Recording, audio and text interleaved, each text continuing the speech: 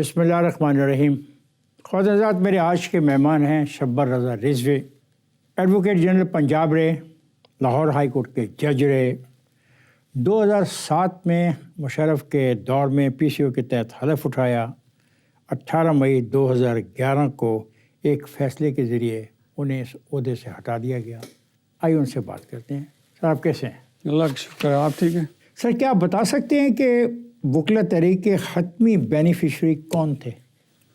حتمی دیکھیں، وکلا تحریک کو اس کے کئی فیزز ہیں۔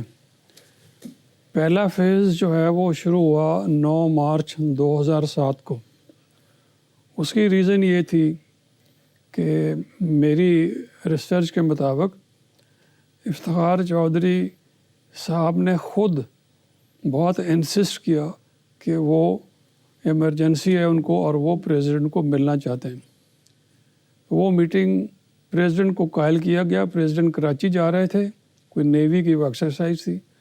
وہ آئے اور انہوں نے بظاہر ایک پشاور کے ہائی کورٹ تھے جہاں زیب رحیم، ان کے خلاف انہوں نے ایک ریفرنس بنایا ہوا تھا کہ جی میں نے یہ آپ کو دینا ہے، اور انہوں نے بڑی گڑبڑ کی۔ تو اس پہ جو وہاں پہ جنرل صاحب کے یا پریزیڈنٹ صاحب کے جو ساتھی تھے، انہوں نے ایک ریفرنس پہلے سے تیار کیا ہوا تھا۔ انہوں نے کہا جی یہ چودھری صاحب کے خلاف بھی ایک ریفرنس ہے۔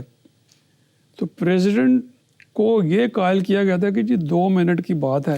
یہ وہ 2 منٹ کی بات ہے جس کی پھر فوٹیج لیک ہوگی؟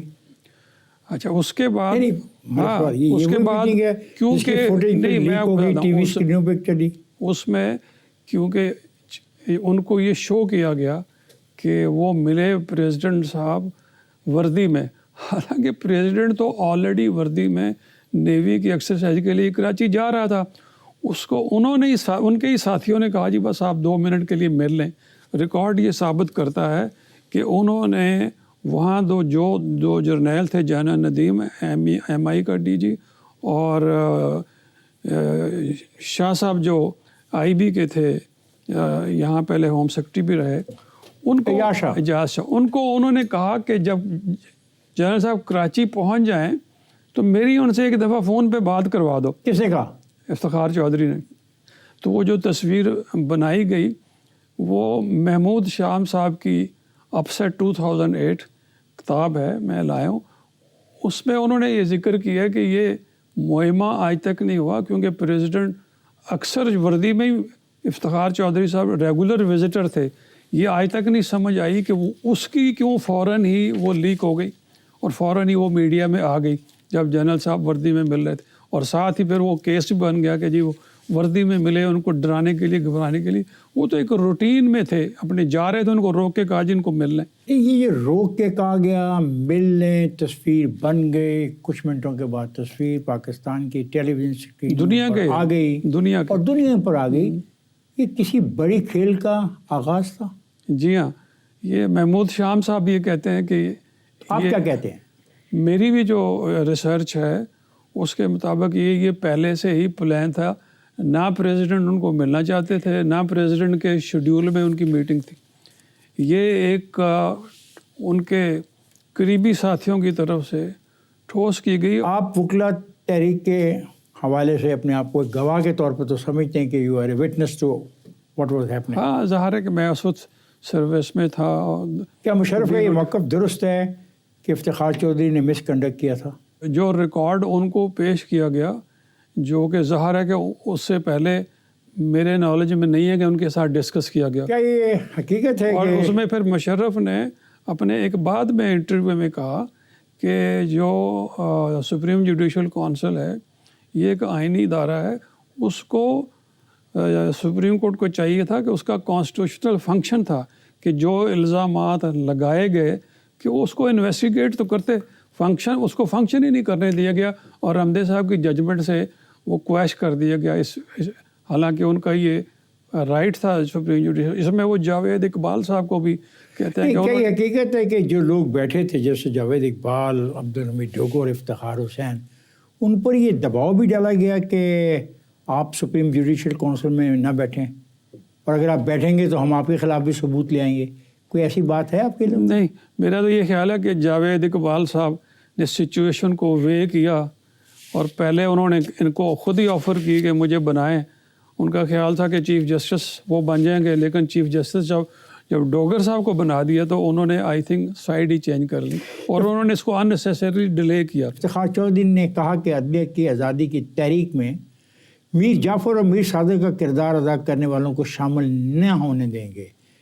آپ کے خیال میں کون میر جعفر تھا اور کون اگر پی سی او کے تحت اوتھ لینی میر جعفر اور میر صادق ہے تو افتخار چودھری نے بلوچستان ہائی کورٹ کے طور پر بھی لی, سپریم کورٹ کے جج میں 2000 میں بھی لی اور 1999 میں بھی لی. تو یہ کام وہ 2 دفعہ کر چکے اور غالباً LFO کو بھی قانونی قرار دیا. ہاں. لوگ ججز حلف لینے سے انکاری ہو جائیں تو پھر کون آپ کو آ کر تو سوال یہ ہے کہ جو کام وہ خود کرتے رہے, اور ایک مزیدار ہے اس میں کسی نے انٹرویو کیا اور کہا کہ جی آپ نے تو یہ اوتھ لی تھی, اس کی جسٹیفیکیشن بڑی انٹرسٹنگ انہوں نے لی. انہوں نے کہا کہ میں نے لی تھی اوتھ پی سی او کے تحت کیونکہ میں نے کیلکولیٹ کیا ہوا تھا کہ میں ایک دن چیف جسٹس بنوں گا. عدلیہ کی آزادی کا نعرہ لگا کہ کیا عدلیہ کو ہر قسم کے آئینی احتساب سے بالاتر رکھنا تھا؟ انہوں نے ایک یہ جو سسٹم وہ لے آئے اس سے وہ سلیکٹو انہوں نے ہر چیز کی ڈسٹورشن کر دی.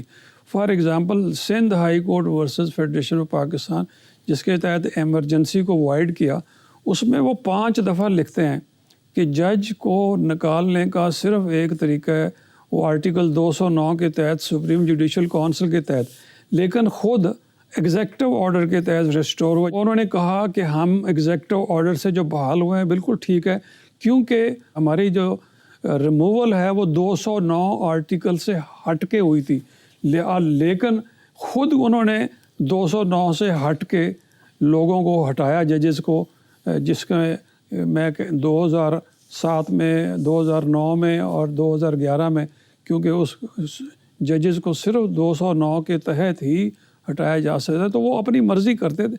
سر یہ ان کے افتخار چودھری پہ الزام ہے مرسیڈیز کا ان کو شوق تھا, جہاز استعمال کرنا چاہتے تھے, بیٹے کی ملازمت کے لیے دباؤ ڈالتے تھے, 15 الزامات لگائے گئے. کیا ان کو ان الزامات کا جواب نہیں دینا چاہیے تھا؟ اور وہ جو ان کے خلاف ریفرنس بنا تھا یہی الزام تھے, اور وہ اسی لیے محمود شام نے لکھا ہے کہ یہ ان کا کوئی ریکارڈ پہ کوئی جواب تو آنا چاہیے تھا. آپ نے بتایا کہ چھوڑ دیا رمزے صاحب نے کویش کر دیا, چھوڑ دیا, یہی تو غلط کیا. نہیں میں جواب تو آ گیا, آپ جواب مانگ رہے ہیں. رمزے صاحب نے کہا نو, ایسا کوئی الزام ثابت نہیں ہوتا. ہاں, تو یہ ایک کانسٹیٹیوشنل جو ادارہ تھا اس کو انہوں نے چلنے نہیں دیا. اسی ججمنٹ میں رمزے صاحب نے کہا ہے کہ اگر ایک پی این کو بھی جاب سے ہٹانا ہے تو اس کو پہلے اس کو سننا چاہیے, اس کو نوٹس دینا چاہیے, لیکن سپریم کورٹ اور ہائی کورٹ کے ججز کو ہٹا دیا تو انہوں نے کہا ان کو نوٹس دینے کی ضرورت نہیں. تو یہ تو میں آپ یہ کہنا چاہ رہی ہوں کہ جو یہ فیصلہ رمزے صاحب کا ہے, یہ سپریم جوڈیشل کونسل میں جو مقدمہ گیا انہوں نے ٹھیک گیا, انہوں نے اس کا فیصلہ سپریم جوڈیشل کونسل کو کرنا چاہیے تھا. رمزے صاحب نے وہ کر کے غلط کیا اور ایک کانسٹیٹیوشنل ادارے کو جو ہے بے وقت کر دیا, اور یہ کانسٹیٹیوشنل وائلیشن ہے. اب سوال یہ آتا ہے کہ عدلیہ کی آزادی محض پرویز مشرف کو ہٹانے کی تحریک تھی یا عدالتی اصلاحات کا نفاذ کرنے کی تحریک تھی؟ آپ یہ دیکھیں پرویز مشرف تو ہٹ گیا نا, تو اس کے بعد عدلیہ کی آزادی کے لیے یا نظام کو عدالتی نظام کے لیے کیا کیا, یہ تو آپ دکھائیں نا, کوئی ہوتا تو کوئی ریکارڈ. میں آپ سے پوچھ رہا ہوں, کچھ نہیں کیا. آپ کہتے ہیں ریفرنس کچھ لوگوں نے بنایا جو صاحب کے خلاف اور ایک ریفرنس ان کو دکھایا گیا, تو اس کا مطلب 2 پارٹیاں ہیں اس کھیل میں. نہیں, اس میں آپ دیکھیں جو یہ موومنٹ شروع ہوئی نا, اس وقت نعرہ یہ لگایا کہ چودھری صاحب کے ساتھ یا جوڈیشری کے ساتھ یہ زیادتی ہوئی ہے کہ 9 مارچ کو جو چودھری صاحب کی بحالی کا ہوا وہ 20 جولائی کو ایک مرحلہ پورا ہو گیا. رمزے صاحب کی ججمنٹ کے ذریعے جو ریفرنس تھا وہ کویش ہو گیا اور چودھری صاحب چیف جسٹس صاحب بحال ہو گئے. اب 20 جولائی کے بعد 2 اگست سے لے کے 31 اکتوبر تک چودھری صاحب کا انٹریکشن پریزیڈنٹ اور ان کے انوائز کے ساتھ اسی طرح ہو گیا جس طرح پہلے تھے. جتنی بھی کھانے ڈنر لنچ ہوتے تھے چودھری صاحب چیف جسٹس صاحب اس میں مہمان ہوتے تھے اور ان کا حکم تھا کہ میری تصویر جو ہے وہ پریزیڈنٹ کے ساتھ آنی چاہیے, وہ آتی تھی. دوسرا فیس یہ ہوا کہ اب پرویز مشرف صاحب کیونکہ وہیں تھے, چودھری صاحب واپس آ گئے, تو اب چودھری صاحب نے پہلے یہ میسج دیا تھا پریزیڈنٹ کو کہ یہ جو آپ کے خلاف ہو رہا ہے نا کہ آپ الیکشن نہیں لڑ سکتے, ڈسکوالیفائی کرتے ہیں, آپ اپنے M N As M P As جو ٹی وی میں آتے ہیں ان کو کہیں کہ قاضی حسین احمد کا کیس ریفر کریں مجھے.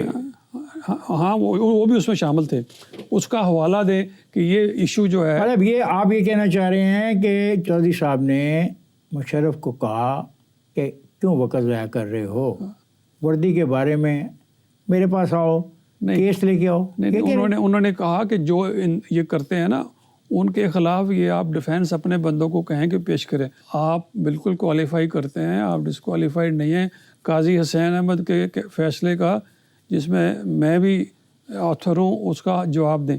اب اس کے بعد آ جاتی ہے اکتوبر کا اینڈ. اکتوبر میں پٹیشن فائل ہو جاتی ہے وجیہ الدین صاحب کی کہ پریزیڈنٹ صاحب جو الیکشن لڑنے کو جا رہے ہیں پریزیڈنٹ کا, یہ تو کوالیفائڈ نہیں کرتے, اور اس کو انٹرٹین کر لیا جاتا ہے, اس کو ایڈمٹ کر لیا جاتا ہے. کون تھا چیف جسٹس؟ یہی تھے, اور کون تھے. کر لیا. ہاں, ادھر یہ کہہ رہے ہیں کہ مجھے درخواست بھیجو, پہلے ادھر درخواست آ گئی تو انٹرٹین کر لیا. اب یہ وجیہ الدین صاحب کی انٹرٹین ہو گئی, تو جب ان کو کہا گیا کہ جناب آپ تو یہ مشورہ دے رہے تھے کہ کوئی ایسی چیز میں انٹرٹین نہیں کروں گا, اب آپ نے یہ انٹرٹین کر لی. ان کو کہا گیا کہ دیکھیں بینچ میں ایسا بناؤں گا کہ یہ ڈسمس ہو جائے گی. بینچ بنایا 5 کا, 2-3 دن کے بعد جو پیشی لگی 8 کا کر دیا, 8 کے بعد کر دیا 11 کو. اس سے پریزیڈنٹ ہاؤس الرٹ ہو گیا کہ یہ کیا ہو رہا ہے. اس میں جب ان کو کہا گیا, انہوں نے کہا یار میرے پہ بڑا وکلا کا پریشر ہے. 31 اکتوبر کو جو کامن فرینڈ ہے وہ ان کو ملتا ہے. کون ہے کامن فرینڈ؟ اس میں نام نہیں لکھا ہوا, اس لیے میں بھی آپ بتا دیں.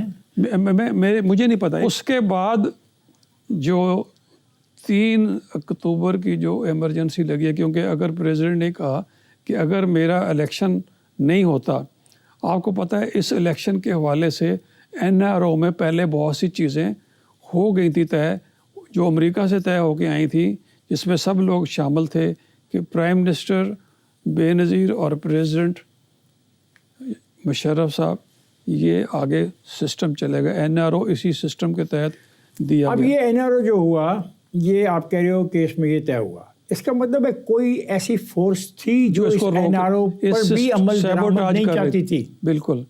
اچھا, اس میں پھر انہوں نے کہا کہ جی یہ اس صورت میں یہ اس کی بیک گراؤنڈ ہے ایمرجنسی لگنے کی, کہ کیوں ایمرجنسی دوبارہ لگانی پڑی. اب ایمرجنسی جو 3 نومبر کو لگی تھی وہ آپ کو پتہ ہے 16 دسمبر کو 40 دن کے بعد وہ ختم ہو گئی تھی, کیونکہ اس دوران پریزیڈنٹ جو ہے اس کا الیکشن ہو گیا. اور پھر کمیونیکیشن ہوا پریزیڈنٹ کے درمیان اور افتخار چودھری چیف جسٹس کے درمیان. انہوں نے یہ کہا کہ جی آپ الیکشن تو وردی میں لڑ لیں, لیکن اگلے دن ہی اوتھ لے لیں, اور اوتھ لیں ایز اے سویلین, یعنی اس کے بعد الیکٹ ہونے کے بعد ریزائن کر دیں اور as a president civilian president oath لیں. اس میں بڑی لمبی بات ہے, ایس ایم ظفر صاحب کا بھی رول ہے اور بہت. ایونچولی چیف جسٹس کے کہنے پہ یہ ہوا کہ الیکشن تو وردی میں لڑا, اوتھ لی سوٹ میں, اور الیکٹ ہونے کے بعد سیٹ خالی کر دی, جس پہ کیانی صاحب ایک بہت امپورٹنٹ جو اس سارے ایونٹس میں رول جنہوں نے ادا جو کر رہے تھے اور جو انہوں نے کیا. خیر ختم ہو گیا. حلف کس نے لیا؟ حلف ڈوگر صاحب چیف جسٹس پہلے بن چکے تھے نا, انہوں نے حلف لیا. چیف جسٹس ڈوگر نے ایمرجنسی کے ذریعے افتخار چودھری دوبارہ ریموو ہو گیا نا, سیکنڈ ریموول ہو گیا. جی ہوگی. تو ڈوگر بن گیا ان کی جگہ چیف جسٹس. ٹھیک ہے. 3 اور ڈوگر صاحب نے, کیونکہ یہ الیکشن ہوا ہے جا کے اس ایمرجنسی لگنے کے بعد, تو لہٰذا ڈوگر صاحب نے وہ حلف, اس وقت پریزیڈنٹ اس کا مشرف سمجھ نہیں آ رہی تھی یہ تحریک ہے کیا, مجھے بھی نہیں سمجھ آئی. آپ بتائیں کیا. اچھا, اب اس کا جو دوسرا دور شروع ہوتا ہے وہ یہ ہوتا ہے کہ بے نظیر اللہ کو پیاری ہو جاتے، ٹھیک ہے، اور اس کی جگہ پیپلز پارٹی کی جو باغ دوڑ ہے وہ زرداری صاحب کے ہاتھ میں آ جاتی ہے۔ زرداری صاحب اور میاں نواز شریف صاحب اتنا پریشرائز کرتے ہیں اور بظاہر، اور اس میں کون کون سی فورسز ہیں یہ نہیں پتہ، تو اس کا نتیجہ یہ ہوتا ہے کہ 18 اگست 2008 پرویز مشرف کے پاس آپشنز ہیں کہ یا تو 58(2) بھی اس وقت تھی، اس کے تحت اسمبلیاں توڑ دیں اور خود بھی ریزائن کر دیں، یا صرف اسمبلیاں توڑ دیں، یا پارلیمنٹ میں کنٹیسٹ کرے اپنے خلاف ووٹ آف نو کانفیڈنس کو، یا استعفیٰ دے کے گھر چلا جائے۔ اس کے بعد انہوں نے کر دیا ریزائن، اور فیصلہ تھا نواز شریف اور زرداری صاحب میں کہ صلاح سے پریزیڈنٹ کینڈیڈیٹ زرداری صاحب نے یک طرفہ ہی کچھ چیزیں ارینج کر کے اناؤنس کر دیا کہ میں کینڈیڈیٹ ہوں، اور پریزیڈنٹ بن گئے۔ اب یہ لڑائی شروع ہو گئی، اب یہ لڑائی شروع ہو گئی، زرداری صاحب، مشرف صاحب چلے گئے، زرداری صاحب ایک طرف، کیونکہ اب دوبارہ جو ان کی جو بحالی، جو سیکنڈ ریموول ان کی ہوئی تھی 3 ایمرجنسی کے طور پر، اس کی بحالی کے لیے وہ کرنی تھی، گورنمنٹ اس وقت بن گئی بیسیکلی زرداری صاحب کی، اور نواز شریف صاحب اس وکلا تحریک کا ایکٹیو حصہ بن گئے، اور پھر وہ جو نئے سرے سے جلوس نکلنے شروع ہوئے، جو بڑا جلوس نکلا وکلا کا کہتے ہیں، لیکن وہ مسلم لیگ کا مینلی تھا، وہ تھا 12 مارچ 2009 کو۔ 12 مارچ 2009 کو پریزیڈنٹ کے اوپر اور پیپلز پارٹی کے اوپر اب ایکٹیو رول آ جاتا ہے، جس میں جو ریکارڈ پہ آ جاتا ہے، جو میں نے دیکھا ہے، امریکن اس ایمبیسڈر این پیٹرسن کا، اور وہ کمیونیکیٹ کرتی ہیں اس کے بارے میں پروگریس واشنگٹن میں۔ مثلاً وہ ایک کمیونیکے بھیجتی ہیں جس میں بتاتی ہیں کہ اس ہفتے میرے ساتھ جنرل کیانی کی 4 میٹنگز ہوئی ہیں، اور انہوں نے بتایا کہ اگر پریزیڈنٹ صاحب نہیں ریسٹور کریں گے تو ہو سکتا ہے پریزیڈنٹ کو ہم ریپلیس کر دیں۔ اسفندیار ولی انہوں نے لکھا ہے کہ وہ پروبیبل آپ یہ کہنا چاہ رہے ہیں کہ اس ساری جو گفتگو آپ کر رہے ہیں، آپ یہ کہنا چاہ رہے ہیں کہ سیاسی جماعتوں نے اس تحریک فائدہ اٹھایا۔ افتخار چودھری کی اس بحالی میں جو کے حوالے سے جو نیگوسیشن شروع ہو گئی، تو میاں نواز شریف کی ڈیمانڈ یہ نہیں تھی وکلا کے حوالے سے، ان کی 2 مین ڈیمانڈ تھی۔ نمبر 1 کہ میرے خلاف جو ڈسکوالیفیکیشن کیا ہے لاہور ہائی کورٹ نے، اور اس کو کنفرم کیا ہے سپریم کورٹ نے، وہ ریویو کے ذریعے اس کو ختم کروایا جائے، مجھے کوالیفائی کروایا جائے۔ اور پیپلز پارٹی نے جو پنجاب میں گورنر راج لگایا، سلمان تاثیر، اور وہ ہٹا کے شہباز شریف کی حکومت دوبارہ بحال کی جائے۔ تو یہ دوسرے فیس میں وکلا کی اور عدلیہ کی بات نہیں ہو رہی۔ دیکھیں، انہوں نے ایک طرف سے تو بڑا، یہ میری رائے ہے، غلط ہو سکتی، انہوں نے اپنی طرف سے تو بڑا رسک لیا ہے۔ انہوں نے مشرف صاحب سے کوئی بظاہر وجہ نہیں تھی، انہوں نے ٹکر لی، ٹھیک ہے، اور اس ٹکر میں مشرف صاحب اتنے کمزور ہو گئے، ان کو ایمرجنسی لگانی پڑی۔ اس کے بعد مشرف صاحب کی وہ لہٰذا انہوں نے اس لیے جن کے کہنے پہ یا جو فورسز نے ان کو یہ قائل کیا، اس کے لیے انہوں نے بڑا رسک لیا۔ لہٰذا جب وہ پھر دوسری دفعہ وہ بحال جب ہوئے 15-16 مارچ کی رات کو گیلانی صاحب نے ان کو بحال کیا، اس کے بعد جب وہ بحال ہوئے تو اس بحالی میں دیکھیں کون کون طاقتیں شامل تھیں، تو انہوں نے تو پھر طاقتور ہونا ہی تھا۔ شہباز صاحب، میں جا رہا ہوں بریک پر، بریک سے واپس آ کے گفتگو کے سلسلے کو جاری رکھیں گے۔ خواتین، میں جا رہا ہوں بریک پر، جائیے گا نہیں، ہمارے ساتھ رہیے۔ ویلکم ہے خواتین، بات ہو رہی ہے شبر رضوی صاحب سے. آئیے گفتگو کے سلسلے کو جاری رکھتے ہیں. افتخار چودھری سیاسی مقدمات میں زیادہ دلچسپی رکھتے تھے، لیکن ہم دیکھتے ہیں کہ الجہاد ٹرسٹ کیس کے بعد ان کا مکمل فوکس سیاستدانوں کے خلاف جوڈیشل ایکٹیویزم پہ ہو گیا یا نہیں ہوا؟ ریزن یہ ہے کہ ان میں اتنی طاقت آ گئی تھی، جو بھی حکومت سی پولیٹیکل یہ وہ، ان سے وہ اپنے آپ کو اب ابو اور طاقتور سمجھتے، لہٰذا ان کے لیے پارلیمنٹ ہو. 19ویں ترمیم ان کے کہنے پہ کی گئی، اور بلاول بھٹو نے مانا اپنی ایک اسٹیٹمنٹ میں نے اپنی کتاب میں اس کو ریفر بھی کیا. جسٹس خلیل الرحمن رمدے نے ایک دفعہ یہ کہا کہ عدالتیں عوام کی بجائے آئین اور قانون کو جواب دیں. کیا اب نئی روایت جنم لے رہی ہے کہ عوام کے جتھے عدالتوں کو فیصلہ کرنے اور تبدیل کرنے پہ مجبور کر سکتے ہیں؟ رمدے صاحب نے جو فیکچولی لیگلی کانسٹیٹیوشنلی تو جو بات کہی ہے وہ ٹھیک کہی ہے، لیکن یہ جو کام ہے یہ پبلکلی تو پہلے میاں نواز شریف کے زمانے میں ہوا تھا، جب سجاد علی شاہ صاحب کی کورٹ کو یا سپریم کورٹ کو جو ہے سیک کیا تھا اور وہاں جتھے پہنچائے، اور اس کے بعد انفارچونیٹلی پھر یہ اس میں جیسے افتخار چودھری صاحب نے جتھوں کو لیڈ کیا، تو اب یہ ایک روایت بن چکی ہے اور یہ جاری ہے. شیخ اکرم نے سپریم کورٹ میں دلائل دیتے ہوئے کہا کہ سپریم کورٹ نے اسٹیل ملز کیس میں وزیر اعظم پر الزامات عائد کیے تھے، جس کا بدلہ لینے کے لیے افتخار چودھری کے خلاف ریفرنس دائر کیا گیا تھا. کیا یہ حقیقت ہے؟ یہ بالکل غلط بات ہے. ریفرنس آیا، جیسے میں بتا چکا ہوں، 9 مارچ 2007 کو اسٹیل مل کا فیصلہ تو اس سے پہلے آ چکا تھا.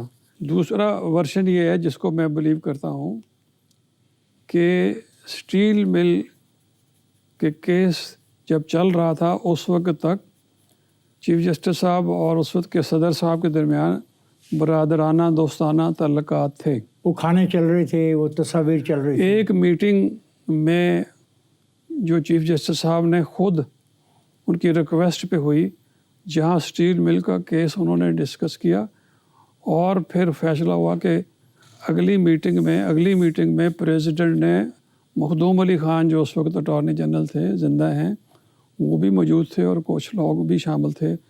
تو یہ فیصلہ ہوا کہ وہ کچھ آبزرویشن دیں گے، کچھ ڈائریکشن دیں گے اور اس پٹیشن کو خارج کر دیں گے. تو شیخ صاحب کا یہ موقف غلط ہے. اچھا، آگے چلتے ہیں.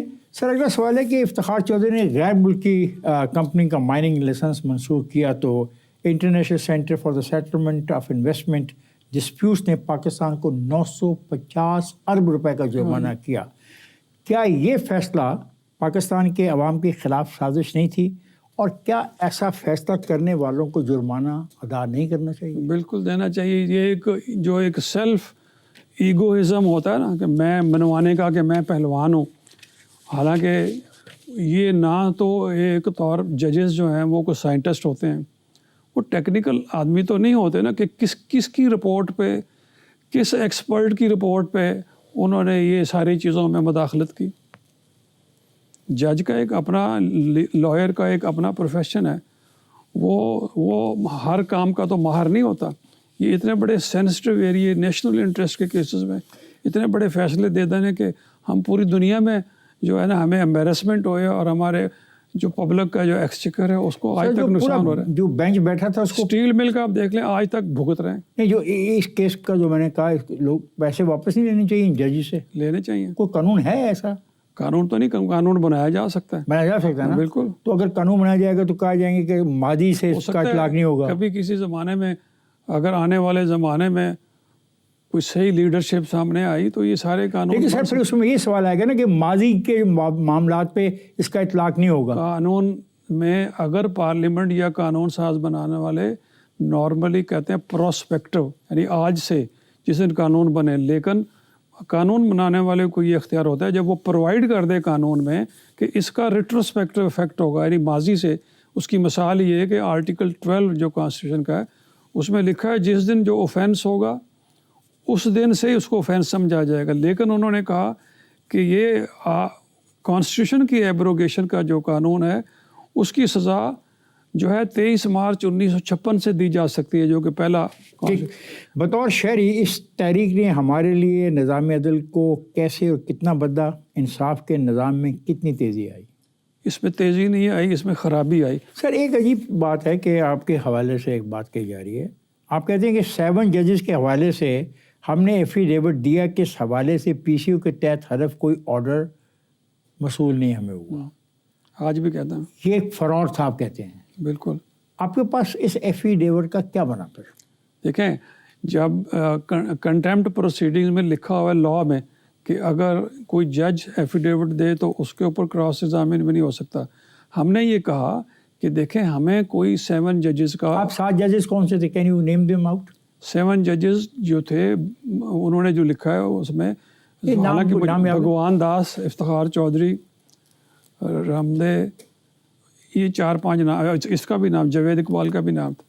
انہوں نے جو آرڈر کیا تھا کہ ہم ریسٹین کرتے ہیں کہ ایک تو انہوں نے کہا تھا کہ پریزیڈنٹ اور پرائم منسٹر اس پہ عمل درآمد امپلیمنٹ نہیں کریں گے ایمرجنسی کے پروکلیمیشن کو.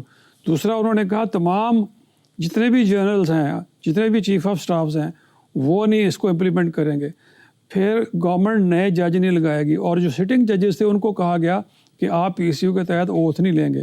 تو ہم نے بلکہ پٹیشن میں کہا تھا کہ آپ نے سب سے پہلے تو اس وقت کے پریزیڈنٹ، پرائم منسٹر اور جرنیلوں کو ایڈریس کیا تھا کہ آپ نے امپلیمنٹ، ان کو تو آپ نے کوئی نوٹس نہیں کیا. ہماری پٹیشن آج بھی وہاں ہے. جب آپ بہت لمبی بات کر کے کہتے ہیں، پھر میں ہم نے ایفیڈیوٹ میں کہا تھا کہ ہمیں کوئی ایسا آرڈر موصول نہیں ہوا، اور آرڈر انہوں نے لکھا، موصول کیا رجسٹرار تو جو سیریمونی کا ماسٹر تھا، جو اوتھ ہو رہی تھی پی سی یو کی، وہ ساری کنڈکٹ رجسٹرار کر رہا تھا. خواتین حضرات، میں جا رہا ہوں بریک پر، جائیے گا نہیں، ہمارے ساتھ رہے گا.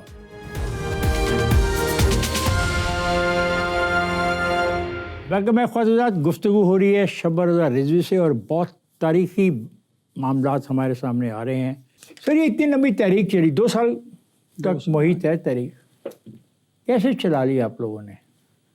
اس میں کیسے سے مراد فنڈز ہیں، پیسے تو آپ کو بہت ہوتے ہیں نا، 2-2.5 کروڑ سے کم تو فیس آپ لیتے نہیں. نہیں وہ سارے ایسے. بہرحال اس کے 2-2.5 کروڑ سے کم فیس لیتے ہیں. اس کے متعلق کچھ لوگوں نے انفرادی طور پر بھی مجھے بتایا کہ ان کو پیسے ملے، لیکن ان کو کیونکہ اب میں کوٹ نہیں کر سکتا، ایویڈنس نہیں ہے. لیکن این پیٹرسن، امریکن ایمبیسڈر نے اپنے کمیونیکے نے، جو میں آپ کو چھوڑ جاؤں گا، لکھا ہے کہ اسفندیار ولی نے اس کو رپورٹ کی ہے، زرداری صاحب نے رپورٹ کیا، اور اس کے اپنے ذرائع سے بھی پتہ ہے پیسہ آ رہا ہے، جو کہ نون لیگ سے جو اٹیچ لائرز ہیں ان کے تھرو جو تحریک کے ایکٹیوسٹ ہیں ان میں تقسیم کیا گیا.